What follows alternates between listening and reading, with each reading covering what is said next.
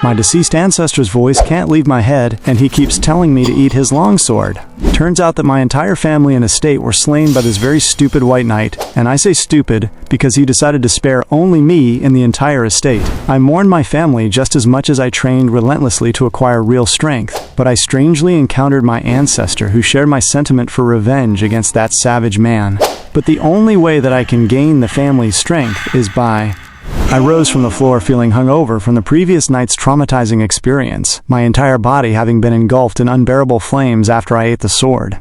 Surprisingly, I found myself not just alive, but without a single wound on my body, even though I could still vividly recall the agonizing pain of chewing and swallowing that steel. I almost thought yesterday was a dream, but thankfully, the lone hilt of the sword left beside me proved otherwise, its presence serving as the only physical evidence of my ordeal. Then I heard his voice once more, and he told me that at least my mental fortitude was commendable. My ancestor mentioned that unlike my helplessly weak body, even among our kin, some could not withstand the searing pain and more than a few gave up. When he asked if I believed his story now, I introduced myself as Arhan Caravan, bowing in respect and greeting him.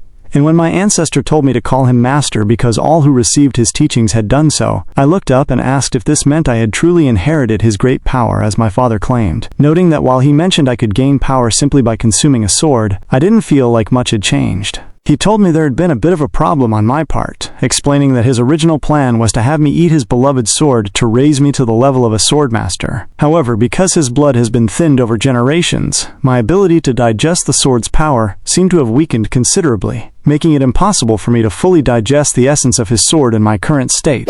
I was shocked by these words and glared at him, but I said that if he claimed that was the case, it must be true. He was surprised by my response. Yet I told him I was already aware of my body's weakness, and was simply grateful that another path remained. I said that since he called it impossible in my current state, it meant that someday I would be able to handle it, so I only needed to find a sword I could handle right now. My tenacity surprised him, and he smirked, saying to me that I already had the intuition of a swordmaster.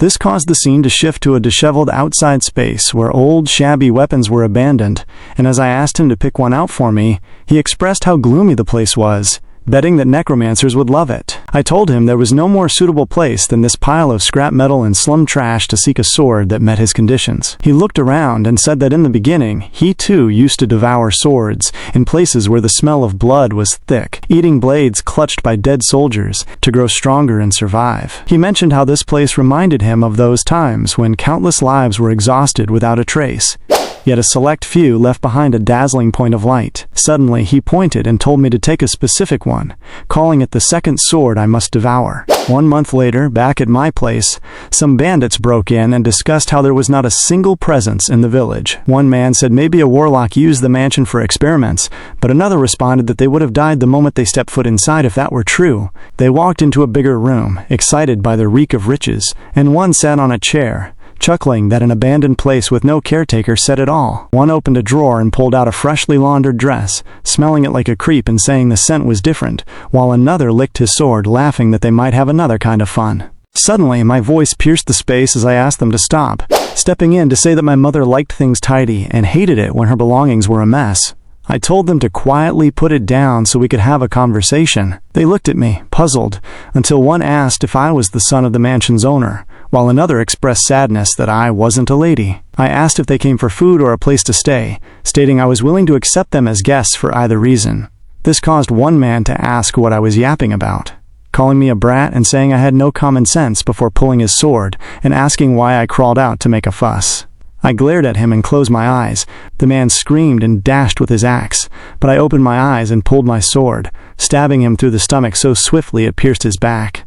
As he coughed blood, I said they were intruders, not guests, and they would regret coming to my place. Before those shenanigans started, I was in the smithy asking my master if this was really the sword I was supposed to eat, noting it was less of a sword and more like a needle. I told him a fuse like this would just snap if I tried to cut something, but he responded that it was never meant for slashing or crushing. He said it was forged for a single purpose, piercing vital points in a decisive battle where life and death hang in the balance. I thought to myself that a sturdier sword would be better, and my expression betrayed me, but my master continued, saying the memories within that sword were most useful for my fragile body, mentioning that before her death, the previous owner, Mary, single-handedly pierced over 200 enemies. He told me to consume it with gratitude, because I would gain much from inheriting her memories. I put the sword into the forge, and the memories of Mary flooded in. She was barely 10 when she opened her eyes to a burning mansion and parents reduced to unrecognizable ashes. After losing everything, she was taken in by nuns to an orphanage that worshipped a goddess of fire, which felt like being dragged to rock bottom since she had lost everything to flames. Days were peacefully horrible, as other children gossiped about the burn marks on her face, calling her a cursed monster. She prayed for death daily to escape the fire in her mind, until she encountered a man named Heckle. His rough swordsmanship possessed a beauty that made her forget her hell, and she walked up to the harsh-faced man to ask how she could become like him. Heckle told her it wouldn't help her in life, and would only end up hurting her. But Mary folded her fist and said that she needed to do this so that no fire would ever scare her again. He took her to a barrel of swords and said if she could swing one, he would teach her. She looked at the needle and asked if she had to swing it, and when he asked what else she'd do, she picked it up and told him that as long as she could fight back, she would become whatever she needed to be. And that was my first thrust as I stabbed the man who had dared to enter my house. He fell to the ground in sheer shock, causing the others to suddenly take their stances, since they had not expected such a lethal display. They asked if this was some kind of joke, but as I flung my sword to clear the blood from the thin blade, my master watched me, thinking to himself how, for the past month, he had taught me only a single physical training method, to run for hours without getting tired. Beyond that, he had never taught me a lick of swordsmanship, yet the fact that a thrust like that was possible left him shocked. This caused him to realize that I was properly digesting the sword. The spot where I had stabbed the intruder was a location reachable only by piercing precisely between the ribs. Someone like me, with absolutely no skill or experience, should never have been able to perform such a precise maneuver. However, the owner of the needle I had consumed a month ago was resonating with me. In her memories, I saw how her master, Heckle, had taught her everything from how to stand straight and hold a sword to how to fight and survive. Although it wasn't a systematically established theory, Heckle's swordsmanship contained the romance and freedom he had gained as a wandering knight, and for a girl who had once feared fire, it was beautiful beyond comparison. Mary had loved what she called Heckle's blade with all her heart. Years later, when Heckle was on his sickbed, he told her that the day would come when she must leave that place and go out into the world.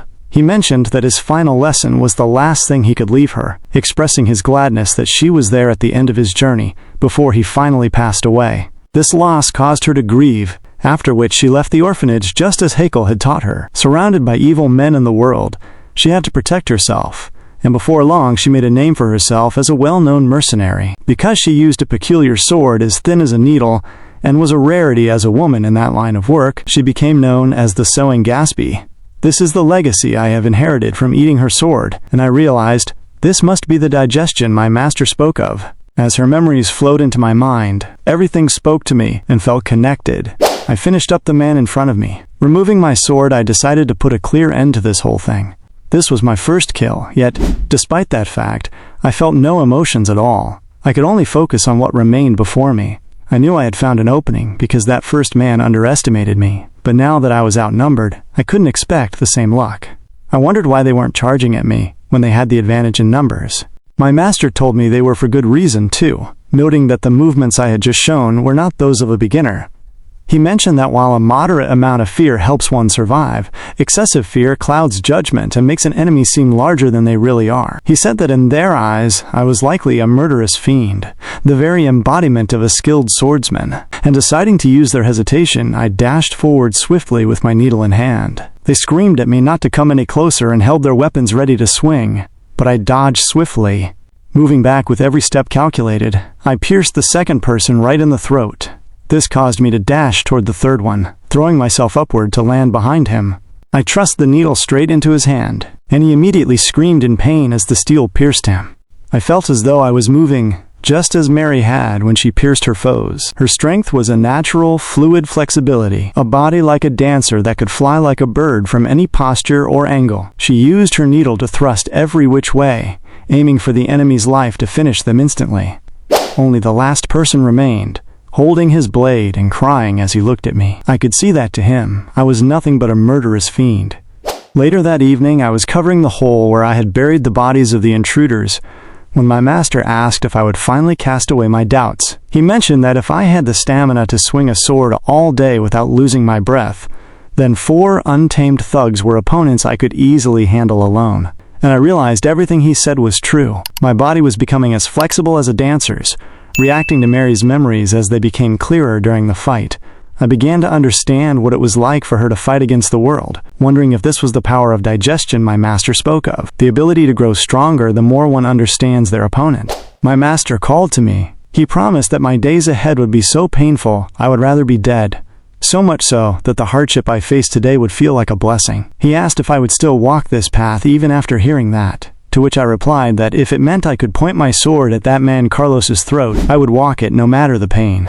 I might have been talking big then, but I didn't expect the training to be quite like this. Currently, I am literally hanging off a mountain wall, climbing upwards in what feels like a living hell. My master asked where the look in my eyes from last night had gone, and wondered if my doubts had returned. He remarked that such hesitation had been one of my traits since I was young, and noted we would need to work on it, but first, he commanded me to answer his questions. He explained the hierarchy of the sword, beginning with the sword beginner. He mentioned that those with talent reach the realm of swordwalker, while those who establish themselves as linchpins of the battlefield become sword runners. Above them are those who turn the tide of battle alone, the sword experts, and reigning above all are the sword masters, revered as gods who have achieved the mind sword. He asked where I thought I belonged among them. The prerequisite for a sword master is wielding mana, which requires a mana heart, a second heart which I have yet to form. Therefore I confessed that I don't even qualify as a beginner. My master called me very self-aware. He explained that this grueling training is a guide to help me form a mana heart. To me, this sounded like a load of rubbish, but I knew I had to pull through. I glared at him and asked if I was really risking death in a place like this just to form a heart, noting that in modern times, one could simply use an alchemist's potion, or have a high-level knight infuse them with mana. I pointed out that even noble ladies form mana hearts easily for self-defense, so I didn't understand why we were avoiding the easy path. He responded that while forming a mana heart isn't inherently difficult, the blood of the caravans is imbued with the unyielding power of steel. He said an ordinary person's heart would not suffice, because a human heart only reaches a human level. He told me with all seriousness that if I truly wished to reach the level of a sword master, I must possess a heart of steel that wouldn't be scratched even when clashing with metal. He explained the only way to forge it is to endlessly push myself to the brink of death, so my body feels the need for a mana heart on its own. He mentioned very few descendants have completed this terrible process, but those who did became sword masters. He asked if I felt motivated, and I responded that I felt more than a little motivated as I pulled myself up. He promised that the mana heart I would create would be different from anything else in the world. Meanwhile, in a pub within the eastern village of the Verdi region, people were gossiping about the western caravan village. One person asked why anyone would talk about that creepy town where no one had been seen for a year, while another mentioned rumors of a dangerous being there, noting that any ruffians who set foot in the village never returned. They speculated about monster waves or necromancers, but all concluded that if one didn't want to die, they should stay away. One man, sitting quietly in the corner, cleaned blood from his lips and remarked that a village where people die would be perfect, appearing to be a man on a quest. Back at the mansion, I began holding onto the cliff with only my left hand while simultaneously dealing with uninvited guests. Even on days when I was drained by muscle pain and could barely lift my arm, I pushed through with all my might. A month passed, and although I had not yet formed a mana heart, a change was clearly taking place within me. My senses became incredibly sharp from protecting the manor. My judgment and concentration reached a level incomparable to before.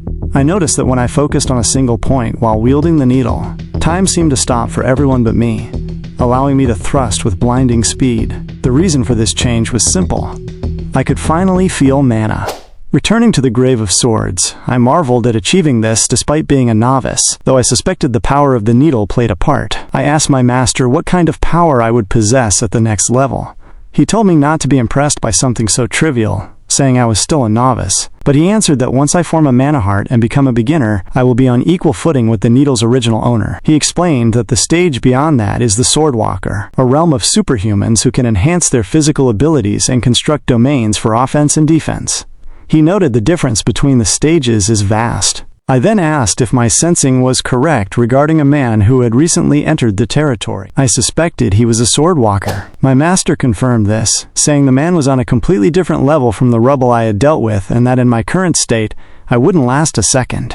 I told him I planned to observe and prepare for the worst, as I had no other choice. My master suggested I could abandon the territory to avoid a fight I couldn't win, But I told him that wasn't an option. Even if the estate is desolate and unrecognizable, it is the only place that holds everyone's memories. My master told me to grow stronger, noting that in the Iron Kingdom, he told me to ruminate on my current emotions and use them as fuel to become as hard as steel, so that no one would dare laugh at my words. His words must have reached me deeply, because I soon found myself standing directly in front of the man who was the Swordwalker. He told me not to even think about running away, and as I steadied myself, he warned that if I showed him my back, he would cut me down on the spot. The trial had arrived unexpectedly soon.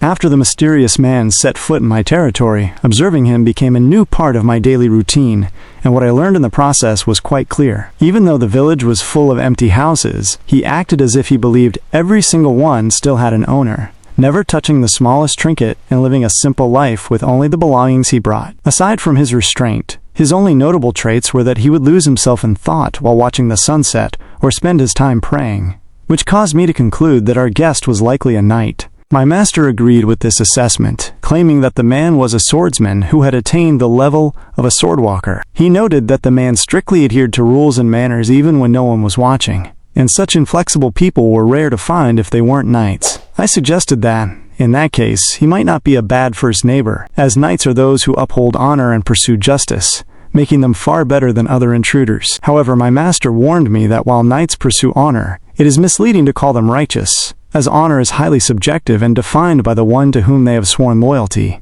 He explained that a knight is merely a swordsman who uses honor as a pretext for violence. He told me not to be blinded by the hollow ring of the word knight, but to judge the target's essence myself, urging me to use my natural talent for doubt. He reminded me that I had been that way since I was a kid, endlessly delving into the truth of the legends my father told me. He mentioned that even when endangered by the power I gained, I found answers by eliminating variables through observation. He defined doubt as a refusal to be swayed by what is simply seen and heard, calling it an attitude of using every means to reach the truth.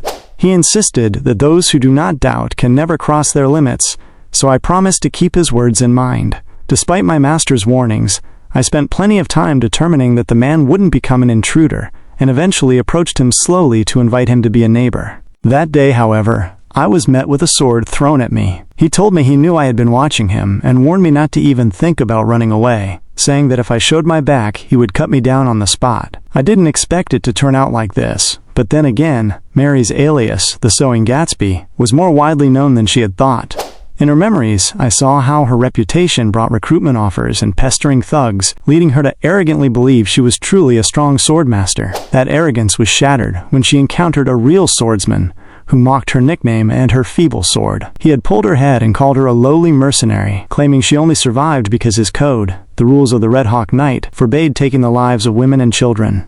He left her to spend her life being grateful for his cavalry, leaving an immeasurable gap between her and the stage he had reached. In the memories I digested, Mary was far stronger than I am now, yet she had been defeated without lifting a finger. As the man approached me, I felt an overwhelming sense of death far beyond what I experienced hanging on the cliff, causing my heart to pound. I could see the realm of a superhuman, where mana is spread outside the body like blood vessels to add will to offense and defense. The Swordwalker asked my reason for watching him, mentioning the rumors that I was the one who attacked visitors. He warned that if I didn't have a valid reason, he would consider me an enemy. I told him I was a resident born and raised here, who had returned to find my neighbors gone and the village in ruin, as if a necromancer had unleashed a beast. I explained that I had dealt with invading barbarians alone, and because he was vastly more powerful, I had watched him from afar to judge if he was an intruder or a guest. The man asked if I truly intended to oppose him despite the difference in our skill, and I told him this land held my memories and was too precious to abandon. He seemed shocked, realizing I had gone through something difficult, and he said he understood.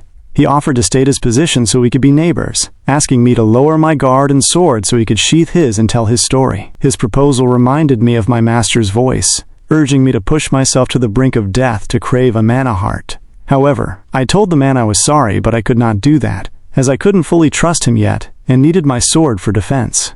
The man was shocked, and reminded me that my sword would be meaningless if he intended harm. He added that since we had both drawn weapons, being the first to sheath would be a blemish on his knight's honor. I told him I knew that, but I couldn't back down either, as kneeling in fear and giving up before a fight was something I had sworn never to do again. The man stood across from me, his eyes narrowing as he scrutinized my frame. I could practically feel his judgment. He likely saw a boy delicate enough to pass for a girl, yet he couldn't ignore the signs of grueling training etched into my posture. Though he clearly viewed my form as flimsy, he noted that my balance was impeccable. He seemed to conclude that I lacked proper swordsmanship, possessing only an unorthodox style that wagered everything on a single strike, which meant I represented not even the slightest threat to a warrior of his caliber. The man took a deep breath and dropped his sword, realizing a half-hearted response wouldn't suffice against the intensity in my eyes. In a sudden blur, he dashed toward me and gripped his blade, intending to strike my wrist and disarm me as a way to avoid causing permanent injury. However, as I glared back, he was stunned to find his sword deflected. He wondered how a mere novice could achieve such a feat, but that shock was nothing compared to the sensation that followed, and he realized with astonishment that an abnormal mana heart had formed within me. While a typical mana heart is soft and flexible, mine felt as rigid and solid as steel. I readied myself for the next attack, intending to pour my entire being into a strike staked on my very life. I knew that blocking his sword just now was a fluke. The knight had no intention of hurting me and used minimal force. To achieve even that, I had predicted his trajectory and thrust the tip of my needle into a precise gap.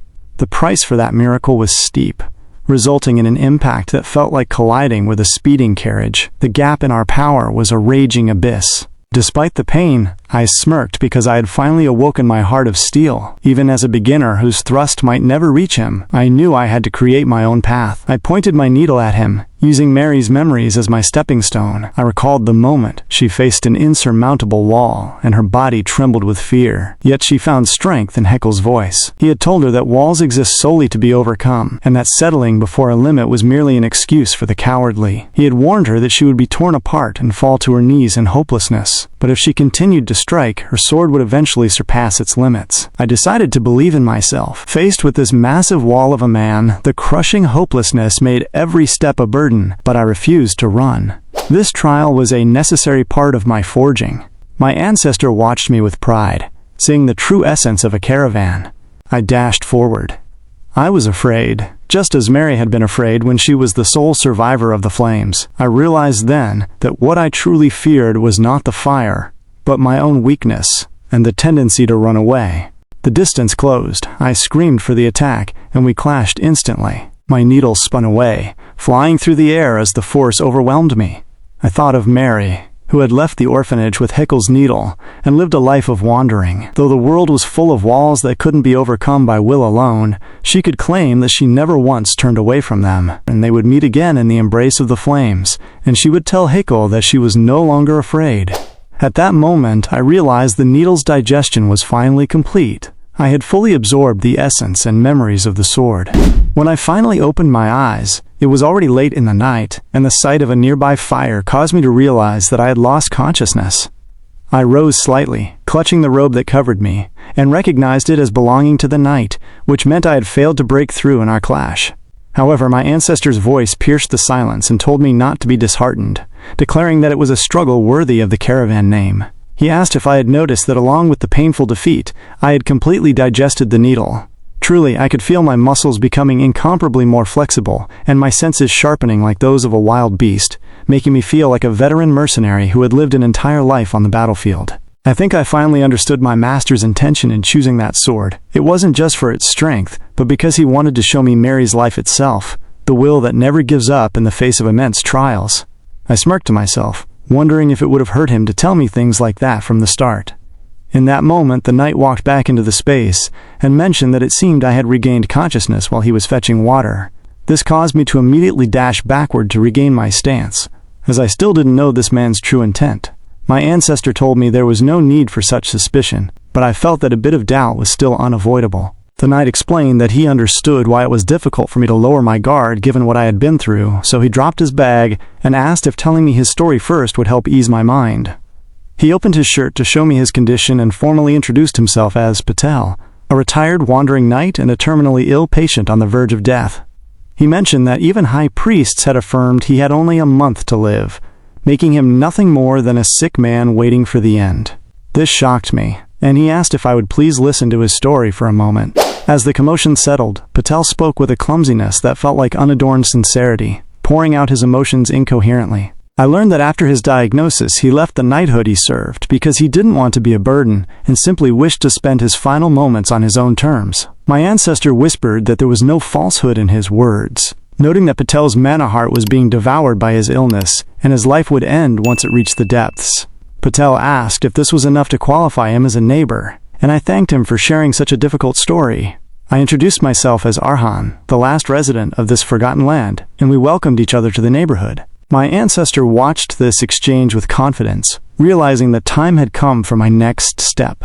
A few days passed, and we found ourselves in a carriage heading toward a new destination. Honestly, I found it hard to understand.